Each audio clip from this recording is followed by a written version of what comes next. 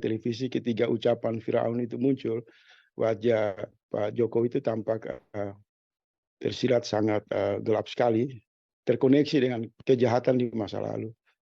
Sehingga saya kemudian merenung, kalau memang Firaun itu punya nama di masa lalu, maka di masa kini ini Firdodo. Ini satu gambaran pemimpin yang berperilaku munafik, sangat pembohong, dan seorang pembohong itu kan tidak bisa diwakilkan untuk berbicara tentang peradaban, keadilan, kejujuran, kebenaran. Karena memang dia dari sampah demokrasi liberal, dari permainan konstruksi kejahatan, politik transaksional, politik sekularisme.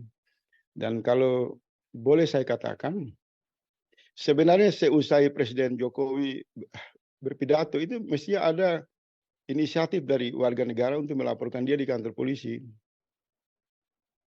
Kenapa? Karena ucapannya itu tidak sejalan dengan tindakannya.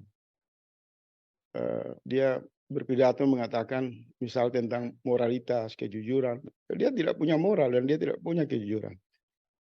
Dia tidak mencemaskan kehidupan bernegara yang semakin terjebak dalam wabah korupsi yang ganas, sumber-sumber kekayaan alam kita dirampok, utang luar negeri kita menumpuk. Mestinya saya berharap dan saya berdoa ada kaum intelektual aktivis datang ke kantor polisi terdekat melaporkan Jokowi dan menyerahkan semua pidato untuk diuji di kantor polisi. Apa benar ucapan dia itu sesuai dengan realita bernegara? Karena usai dia berpidato, hampir mayoritas suara di media sosial mengatakan pembohong, munafik. Semua yang Anda bicara itu bertentangan dengan realita, dengan situasi yang terjadi. Nah, kalau misalnya seorang tokoh kritis berbicara dinilai oleh kekuasaan bertolak belakang dengan kenyataan, maka mereka akan melaporkan ke kantor polisi. Nah, harus ada juga timbal balik kalau presiden yang kerjanya berbohong, munafik, kemudian hanya 9 kali menggunakan pakaian adat yang tadi bilang Mas Wahyu itu bagus, memberi kesan diskriminasi terhadap adat-adat yang lain kan, itu juga masalah. Jadi saya kira semua koreksi, kritik tajam dari para kaum intelektual senior saya, Prof. Daniel, Dr. Uwaib, Mas Wahyudi itu terwakili. Hanya saya mau izin berbicara sedikit begini. Pertama, saya bersyukur sebagai individu yang hidup di negara ini. Hanya 2 kali ikut upacara, dan itu di zaman sekolah dasar, SD, kelas 5 sama kelas 6. Jadi saya sungguh-sungguh bersyukur tidak pernah mengikuti satu protokol atau upacara yang serius. Bayangkan kita berdiri di matahari panas menghormat bendera. Kita disuruh nyanyikan lagu kebangsaan. Tapi pada kenyataan penyelenggaraan kekuasaan itu selama dan hampir sekarang ini ya, terjadi pada 70 tahun ini mengalami kemerosotan, kebangkrutan, menggilas kehidupan banyak orang. Jadi secara pribadi saya bersyukur sama Allah hanya karena dipaksa ikut upacara HUT kemerdekaan hanya 2 kali. Selebihnya setiap kali ada pidato baik di era rejim Soeharto maupun apalagi masa pemerintahan reformasi itu saya instruksikan di rumah matiin televisi itu. Karena saya udah bisa berkesimpulan akan hadir di sana Firdodo yang berbicara dengan bahasa penipuan saja.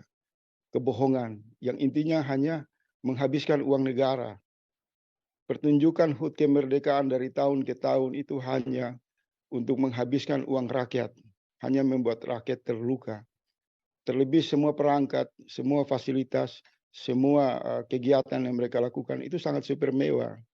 Jadi kalau Jokowi mengatakan satu kata yang sangat sakral yang menggambarkan kejahatan, misal Firaun, memang praktek penyelenggaraan HUT kemerdekaan itu gambaran dari perilaku pesta-pesta kaum materialisme, hedonisme di tengah derita rakyat yang sangat banyak.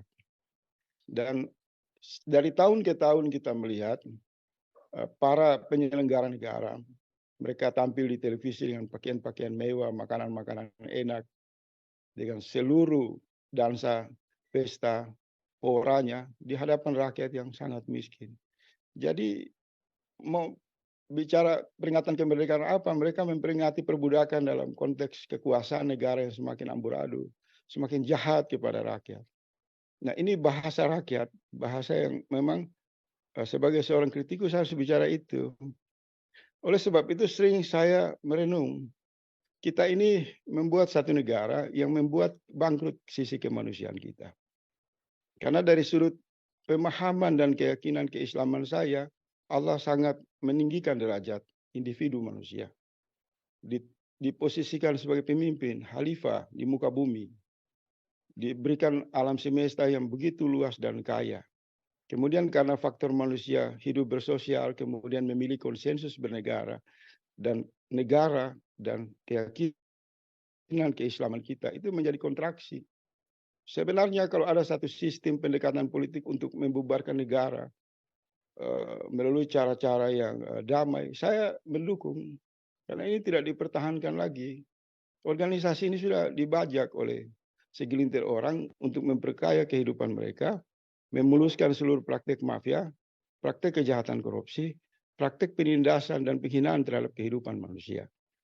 Jadi kalau mau serius berbicara dalam konteks mengevaluasi negara di mana puncaknya adalah evaluasi kemerdekaan, maka kita harus berani mengatakan ini operasional negara, sistem, perilaku kepemimpinan ini jauh dari sudut pandang Islam yang mengagungkan manusia, dari sudut pandang tauhid di mana derajat manusia ditinggikan namun direndahkan dengan sistem bernegara seperti ini.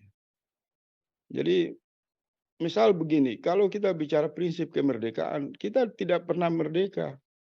Karena dalam Islam itu kita diikat 9 kali bersahadat setiap hari mengatakan tiada Tuhan selain Allah dan Rasul adalah utusannya. Melalui proses sholat.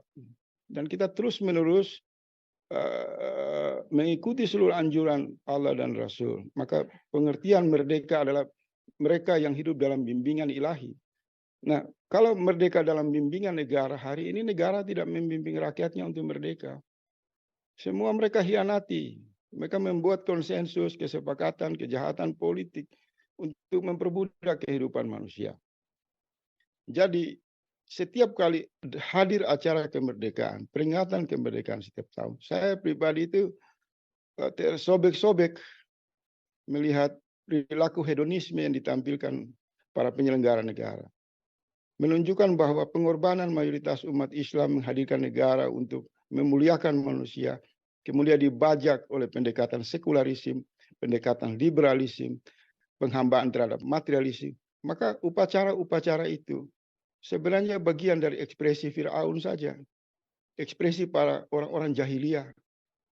Kalau serius kita mau bicarakan, negara ini mayoritasnya Islam, sumbangan pajaknya dari partisipasi masyarakat Muslim.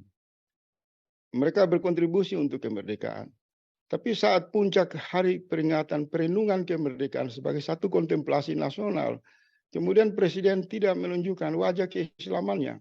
Takut di hadapan Allah, takut di hadapan orang-orang beriman, takut di hadapan para leluhur yang mengorbankan darah, air mata, berjihad untuk membangun tanah dan air untuk kemerdekaan anak cucunya.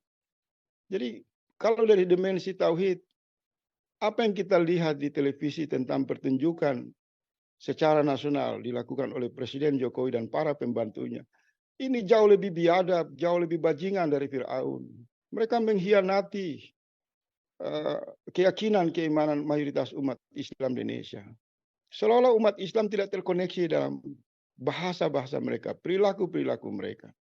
Mestinya kan Jokowi itu menyampaikan permohonan maaf kepada seluruh umat Islam sebagai pembayar pajak terbesar di Indonesia, di mana kepemimpinannya tidak berhasil menegakkan prinsip-prinsip negara secara manusiawi. Korupsi tumbuh di mana-mana. Rakyat ditindas dengan alat-alat kekuasaan secara semena-mena. Utang luar negeri ini dibuat, nanti bebannya adalah ditanggung oleh mayoritas umat Islam. Mestinya pidato Jokowi itu adalah pidato yang menegaskan sebagai makhluk manusia yang memimpin manusia yang telah melakukan kejahatan. Takut kepada Allah, takut kepada ajaran Islam, takut kepada keimanan umat Islam sebagai modal besar di Republik ini. Oleh sebab itu, kalau banyak orang memprotes dalam bahasa-bahasa